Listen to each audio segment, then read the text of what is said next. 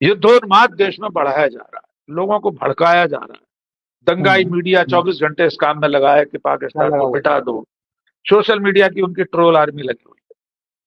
हम में से कोई ये नहीं कह रहा कि पाकिस्तान को सबक न सिखाया जाए, लेकिन कोई हम में से ये भी नहीं कह रहा कि पाकिस्तान को नक्शे से मिटा दिया जाए। निशिकांत दुबे ने कहा है, मैं उसी पर आ रहा हूं, उसी संदर्भ के लिए मैं ये भूमिका बांध रहा था कि कौन कह रहा है। सत्ताधारी पार्टी का सांसद कह रहा है कि 2025 में पाकिस्तान का नामो निशान दुनिया के नक्शे से मिट जाएगा। भाई वो तरीका भी बता दें कैसे मिट जाएगा। प्रधानमंत्री एक दिन राष्ट्र के नाम संबोधन दें, वे कहें तो हम मान लेंगे कि पाकिस्तान नक्शे से मिट जाएगा। क्या व्यावहारिक रूप से यह सब संभव है आज की तारीख में? क्या क्या करना होगा उसके लिए? तो मैं ये समझता हूं कि ये सारे बयानात दिए ही इसलिए जा रहे हैं कि कोई सरकार से सवाल न पूछ सके।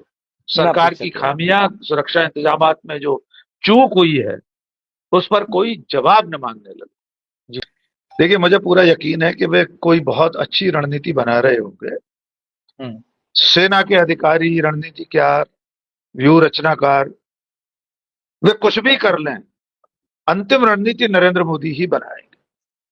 मैं उससे भी आगे की बात करना चाहता हूं। हो सकता है वे परमाणु युद्ध की तैयारी कर रहे हैं, क्योंकि निशिकांत दुबे अगर पाकिस्तान को नक्शे से मिटाने की बात कर रहा है तो उसके तो दो ही तरीके हो सकते हैं सर। या तो हमारी पैदल सेना जाकर पूरे पाकिस्तान को कब्जा कर ले, इस्लामाबाद पर झंडा फहरा दे, सारे एसपी कलेक्टरों की नियुक्तियां दिल्ली से होने लगे, या पाकिस्तान पर परमाणु बम गिराकर उसकी आबादी को खत्म कर दिया जाए और फिर बचे हुए इलाके पर हम पूरा राज करने लगे।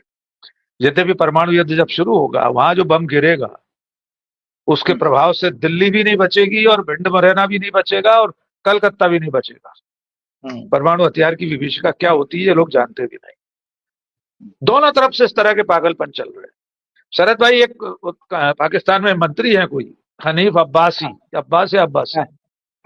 उसने एक बयान दिया है कि हमारे पास गौरी, शाहीन और गजनी नाम की जो मिसाइलें हैं वे प्रदर्शनी के लिए नहीं है, वे भारत के लिए सुरक्षित। हमारे पास 130 वॉर हेड है परमाणु हथियार। उसने ये बयान दिया है। जैसे भी वो उतना ही जाहिल है जितने हमारे वाले जाहिल बैठे हुए हैं। उसको ये नहीं मालूम है कि हमारे पास भी 170-180 परमाणु हथियार हैं, वॉर हेड हैं। हमारी बैलिस्टिक मिसाइलें पाकिस्तान से ज्यादा उन्नत है।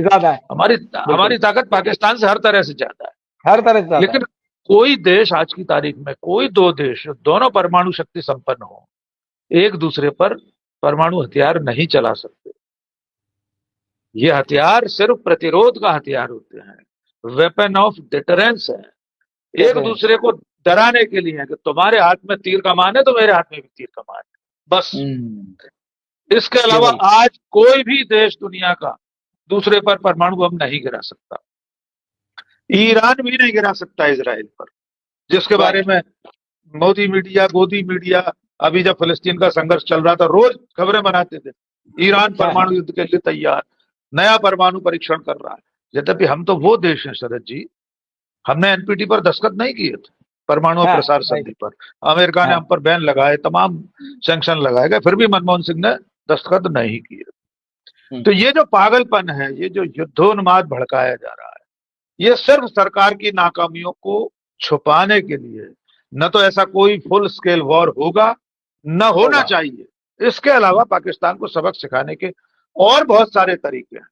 एक तरीका सुझा देता हूं बस आखिरी में, बलूचिस्तान को आजाद घोषित कर दीजिए, उसको मान्यता दे दीजिए। इसमें क्या दिक्कत है? 1988 में हमने फिलिस्तीन को मान्यता दे दी थी सर। अब कौन सी दिक्कत है? अब तो हम विश्वगुरु हैं। बलूचिस्तान को खुद में मत मिलाइए, पीओके को मिला लीजिए, चलिए, हम उससे भी आसान रास्ता बता देते। एक तरीका ये भी है भाई, पहलगाम का बदला लेने का तरीका ये भी हो सकता है। योगी आदित्यनाथ ने लोकसभा चुनाव में कहा था कि मोदी जी को तीसरी बार पीएम बनाइए, 6 महीने में पाकिस्तान अधिकृत कश्मीर का विलय भारत में हो जाए। राजनाथ सिंह ने कहा था कि पीओके के लोग भारत में मिलना चाहते हैं, अपना विलय करना चाहते हैं, एक दिन आएगा कि वे खुद मिल जाएंगे। इससे अच्छा स्वर्णिम अवसर क्या हो सकता है? तो पाकिस्तान को सबक सिखाने के कई तरीके हैं। सर्जिकल स्ट्राइक कर दीजिए, कोई दिक्कत नहीं है। पीएको को मिला दीजिए, बलूचिस्तान को स्वतंत्र घोषित करवा दीजिए, उसे मान्यता दे दीजिए, यूएनओ में उसके लिए वोट डाल दीजिए बलूचिस्तान के पक्ष में। लेकिन ये सारी चीजें नहीं कर रहे हैं, सिर्फ जुबानी जमा खर्च कर रहे हैं। जो आपने कहा, मैं मयूर भाई की आपकी उसी बात का समर्थन करता हूं। इसलिए आपकी इस पूरी चर्चा में वापस लौटे कि प्रधानमंत्री विदेश से क्यों लौटे थे। क्यों लौटे? बिल्कुल, वे लौटे सिर्फ इसलिए थे कि अपने वोट बैंक को संतुष्ट करें, उसे दिखाएं कि सरकार कुछ कर रही है, करती हुई दिखाई दे रही है, लेकिन कर वो बिहार के चुनाव के लिए रही है। और 2027 में उत्तर प्रदेश का चुनाव भी है, उसके लिए हिंदू मुस्लिम की खाई को और गहरा करना है, वो भी तो बड़ा जरूरी काम है, उसके लिए लौटे हैं। बिल्कुल। आज असल सवाल जो यक्ष प्रश्न, जो मयूर ने कहा कि यक्ष प्रश्न, धर्मराज युधिष्ठिर से पहले पांडवों के बाकी भाइयों से भी सवाल पूछे थे यक्ष ने। अंत में सारे प्रश्नों के उत्तर धर्मराज युधिष्ठिर ने दिए थे। उसमें एक प्रश्न था, धर्मराज युधिष्ठिर से यक्ष ने पूछा, कपंथः, मनुष्य को किस मार्ग पर चलना चाहिए। तो धर्मराज ने उसका उत्तर दिया, तर्को प्रतिष्ठा श्रुतियो विभिन्न, नासो मुनिरस्य मतम न भिन्नम, धर्मस्य तत्वम निहितम गुहायाम, महाजनो येन गतः स पंथा। धर्मराज ने कहा कि तर्क के आधार पर, सुश्रुतियों के आधार पर अलग अलग मत हैं। कोई कुछ कहता है, कोई तपस्या करने की बात करता है, कोई यज्ञ करने की बात करता है। नासो मुनिरस्य मतम न भिन्नम, ऋषि मुनियों में भी अलग अलग मत है। तो फिर क्या करना चाहिए? क्योंकि यक्ष ने पूछा था मनुष्य को किस मार्ग पर चलना चाहिए, तो धर्मराज युधिष्ठिर ने सबसे आसान रास्ता बता दिया कि क्या करना चाहिए। महाजनो येन गतः स पंथा, जिस पर महान लोग चलें, समाज के सज्जन लोग जिस रास्ते पर चलें, अच्छे लोग जिस रास्ते पर चलें, उस पर चलना चाहिए। तो नरेंद्र मोदी जी ने वो रास्ता बता दिया है कि महान लोग किस रास्ते पर चलते हैं।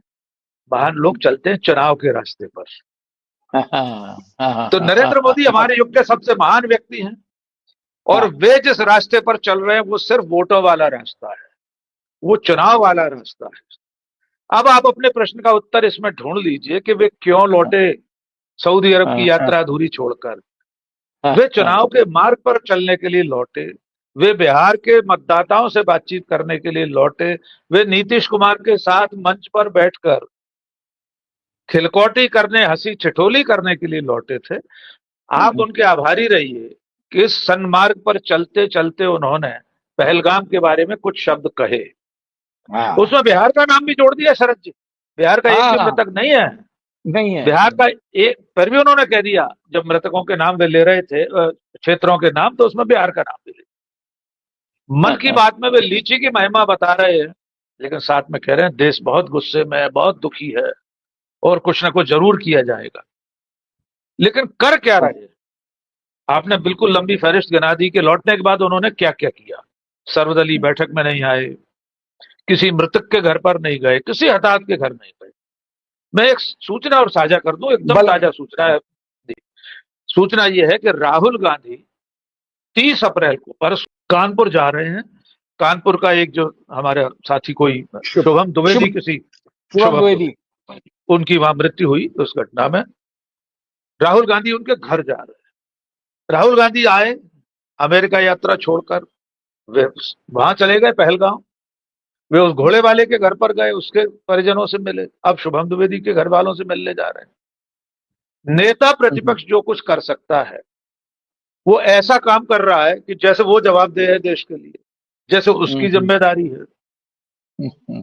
यूरोप और बहुत सारी दुनिया के तमाम देशों में एक शैडो प्राइम मिनिस्टर होता है, आप सब जानते ही हैं। राहुल गांधी तो शैडो प्राइम मिनिस्टर जैसा काम कर रहे हैं, लेकिन असल में जो प्रधानमंत्री है वो चुनाव में लगा हुआ है। उसकी चिंता बिहार है, इसके बाद वो बंगाल की चिंता करेंगे।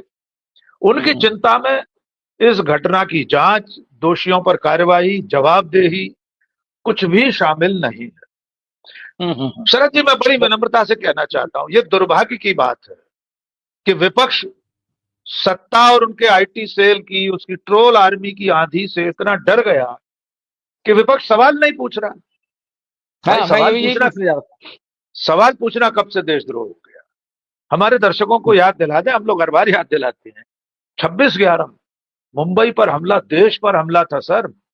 वो युद्ध था, वो आतंकवादी घटना से कहीं बहुत बड़ी चीज थी, कहीं बड़ी थी, बिल्कुल। उसका स्केल बहुत बड़ा था। देश युद्धरत था, पूरा देश लड़ाई लड़ रहा था। तब गुजरात के तत्कालीन मुख्यमंत्री नरेंद्र वल्द दामोदर दास मोदी होटल ट्राइडेंट मुंबई में खड़े होकर पत्रकार वार्ता कर रहे, कह रहे थे प्रधानमंत्री के बयान से मैं संतुष्ट नहीं, और भी बहुत कुछ कहा था। आप कल्पना करके देखिए कि अगर रेवंत रेड्डी या हिमाचल का मुख्यमंत्री सुक्खू या कर्नाटक के मुख्यमंत्री सिद्धारमैया या ममता बनर्जी या स्टालिन, जिस वक्त पहलगांव में सुरक्षा बल, उस दिन तो मुकाबला ही नहीं हुआ, मान लीजिए उस समय, उस आतंकवादी हमले के समय हमारी सेना या सुरक्षा बल युद्ध लड़ रहे होते आतंकवादियों से, और स्टालिन या इनमें से कोई प्रेस कॉन्फ्रेंस कर रहा होता चंद कदम की दूरी पर, तब क्या होता? बताइए। दुर्भाग्य है कि सरकार की जवाबदेही छुपी रहे। सरकार, उसके समर्थक, उसका सोशल मीडिया सेल नहीं चाहता कि कोई सवाल पूछा जाए, इसलिए हम और आपको दोषी ठहरा देना, सवाल पूछने वालों को देशद्रोही बताना, ये कवर फायर है सर, उन्हें बचाने की।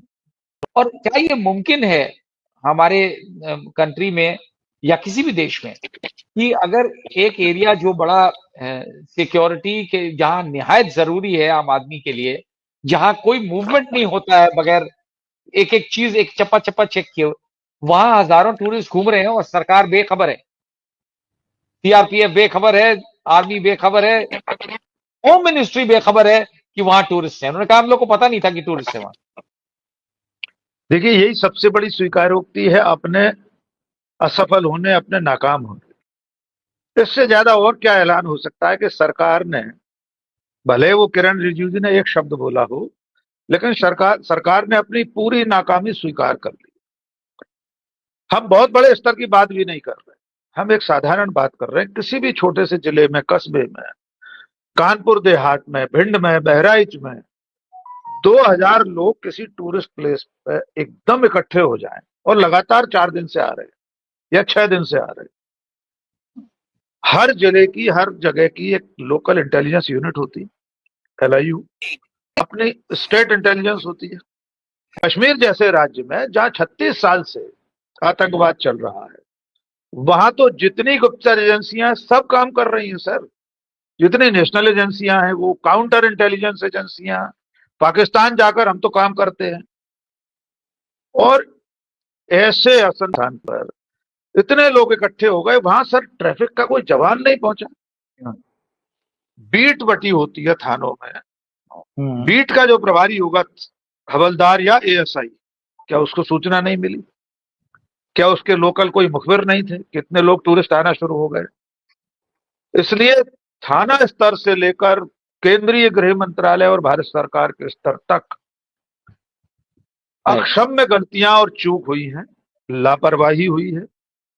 जो सुरक्षा बल हटाए गए, उसकी शायद हिंदू ने उसका खुलासा किया है कि कुछ दिनों पहले CRPF वहां से हटा ली गई। इसका जवाब भी मांगना चाहिए। कौन जवाब देगा इसका? किससे पूछा जाएगा? क्या इसका जवाब नेता प्रतिपक्ष देगा? क्या इसका जवाब हम और आप देंगे?